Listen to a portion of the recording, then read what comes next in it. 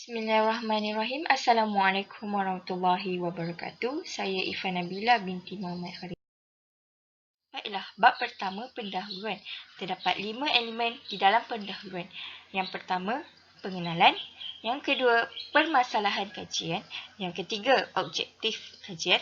Yang keempat, skop kajian. Yang kelima, lokasi kajian. Pengenalan. Pengenalan menerangkan pengangkutan.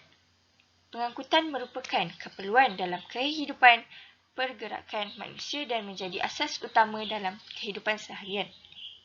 Manusia amat memerlukan pengangkutan seperti kenderaan, motosikal ataupun kereta untuk bergerak dari satu lokasi ke satu lokasi untuk menyelesaikan urusan mereka.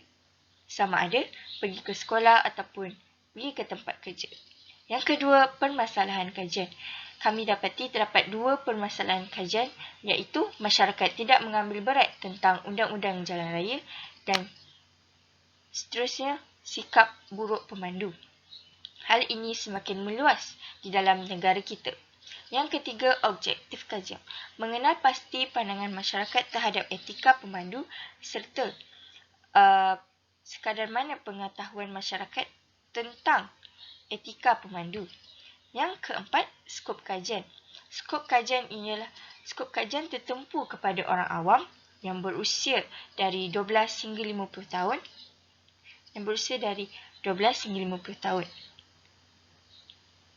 Yang kelima, lokasi kajian. Lokasi kajian dilakukan secara atas talian dan responden daripada pelbagai negeri untuk melihat perbezaan permasalahan kajian yang terdapat di setiap negeri. Seterusnya, saya akan membentangkan bab 2 iaitu kajian literatur.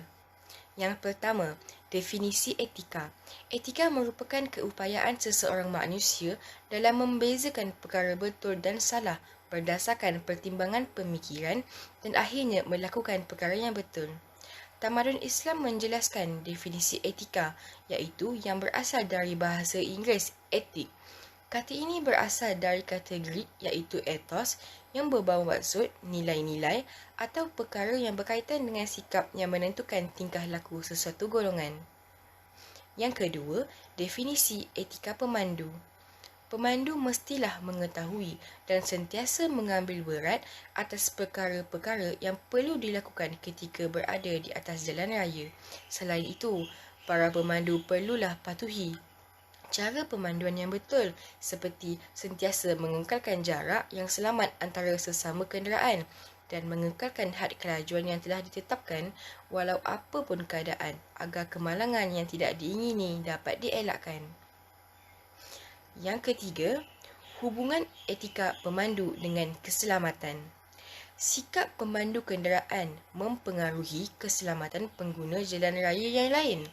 Sikap hormat menghormati, bersopan santun, suka membantu antara satu sama lain tanpa mengira agama, bangsa dan negara di atas jalan raya juga merupakan nilai etika dan peradaban yang sewajarnya ada dalam diri setiap individu bagi menjamin setiap pengguna jalan raya berada dalam keadaan selamat dan sejahtera.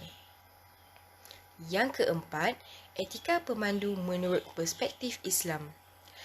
Pengguna jalan raya yang beragama Islam perlu menganggap bahawa etika penggunaan jalan raya ialah sebahagian daripada tuntutan iman dan syarak. Masyarakat Islam perlu mematuhi peraturan jalan raya dan ketidakpatuhan terhadap peraturan jalan raya dianggap berdosa kerana melanggar objektif syarak itu sendiri. Seterusnya, bab yang ketiga ialah metodologi kajian. Bab ini terbahagi kepada 4 bahagian. Bahagian yang pertama ialah responden kajian. Ramai 101 orang responden telah mendapat pautan laman web ini dan menjawab ke semua soalan berkenaan etika pemandu kenderaan penentu keselamatan. Kesemua responden merupakan rakyat Malaysia yang berumur sekitar 12 tahun hingga 50 tahun. Kesemua responden juga merupakan bangsa Melayu yang terdiri daripada kalangan lelaki dan perempuan. Seterusnya, bahagian yang kedua ialah kaedah kajian. Untuk mendapatkan maklumat yang lebih tepat dalam melaksanakan kajian ini, Kumpulan kami telah melakukan 2 kaedah, iaitu yang pertama kaedah kualitatif dan yang kedua pula ialah kaedah kuantitatif.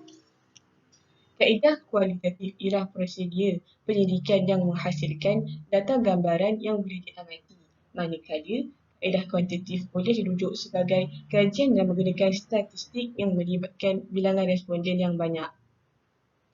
Seterusnya, bahagian yang ketiga pula ialah soal selidik. Soal selidik atas talian berkenaan etika pemandu kenderaan yang telah kami laksanakan mempunyai 17 soalan dan terbahagi kepada 4 item. Item yang pertama ialah demografi kajian yang terdiri daripada soalan 1 hingga soalan 6. Item yang kedua pula ialah konsep etika pemandu di jalan raya yang terdiri daripada soalan 7 hingga soalan 9.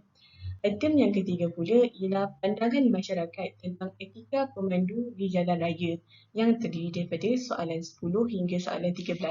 Item terakhir pula ialah faktor kemalangan dan kesan perabaian etika pemandu kenderaan yang terdiri daripada soalan 14 hingga soalan 17. Bahagian yang terakhir ialah rujukan. Sebagai rujukan pula, kami telah menggunakan jurnal, buku dan majalah untuk mendapatkan maklumat yang lebih lanjut tentang kajian ini. Di samping itu, kami juga turut menggunakan internet. Seterusnya, bab 4. Bab ini membincangkan tentang analisis dapatan kajian. Yang pertama, latar belakang kajian. Latar belakang kajian ini mengenai pandangan dan penerimaan masyarakat terhadap etika pemandu di jalan raya.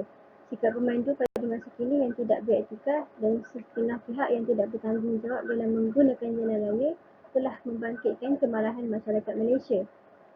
Pemandu yang tidak beretika semakin menular dalam kalangan masyarakat. Oleh itu, sikap tidak mengamalkan etika oleh pemandu ini haruslah dikawal dan dibendung daripada terus menular. Seterusnya, data demografi responden.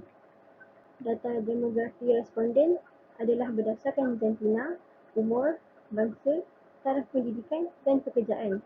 Dasar jantina yang terlibat dalam data adalah jantina lelaki dan perempuan. Dasar umur pula mempunyai 6 kategori daripada umur 12 sehingga 49 tahun. Dasar bangsa pula adalah bangsa Melayu, India dan Cina. Dasar taraf pendidikan yang terdapat adalah seperti taraf SPM, SPPM, ijazah dan lain-lain. Selain itu, konsep etika pemandu di jalan raya adalah pengetahuan tentang etika pemandu kenderaan di jalan raya serta pengamalan individu terhadap etika pemandu kenderaan. Yang keempat adalah pandangan masyarakat terhadap etika pemandu. Objektif kajian yang bertujuan untuk mengenal pasti pandangan dan penerimaan masyarakat terhadap pemandu di jalan raya yang kebanyakannya tidak bertanggungjawab akan menggugat keselamatan pengguna jalan raya. Yang terakhir adalah faktor berlakunya kemalangan dan punca ketiadaan etika di kalangan masyarakat Malaysia. Antara faktor tersebut adalah pemandu memandu melebihi had kelajuan yang telah ditetapkan. Selain itu, sikap pemandu kenderaan yang tidak bertanggungjawab telah menyebabkan kemalangan. Kesimpulannya, etika pemandu dapat diringkaskan sebagai panduan dan peraturan bagi pemandu tentang cara pemanduan yang baik di jalan raya. Pengamalan etika pemandu sangatlah penting bagi mengurangkan kadar kemalangan di jalan raya. Peratus paling tinggi bagi punca kemalangan di negara kita adalah disebabkan keceraian pengguna sendiri. Tambahan pula, daripada hasil soal selidik kami dapati bahawa sebanyak 78.2% responden sangat setuju sekiranya pemandu jalan raya mengamalkan etika ketika berada di jalan raya. Sebanyak 99% responden yang setuju akan tindakan undang-undang dikenakan kepada pemandu yang tidak berhemah. Dan tindakan ini dapat memberi kesedaran kepada para pemandu. Terdapat pelbagai langkah yang dapat dilakukan untuk mewujudkan kesedaran masyarakat tentang etika pemandu di jalan raya. Antaranya, mengadakan program keselamatan jalan raya. Seterusnya, menyebarkan maklumat tentang etika pemandu melalui media massa, seperti melalui iklan di televisyen. Dan akhir sekali, mengetatkan pengawasan jalan raya terhadap semua pengguna jalan raya yang tidak mematuhi undang-undang jalan raya dengan betul. Sekian. Wabillahi taufiq wal hidayah. Wassalamualaikum warahmatullahi wabarakatuh.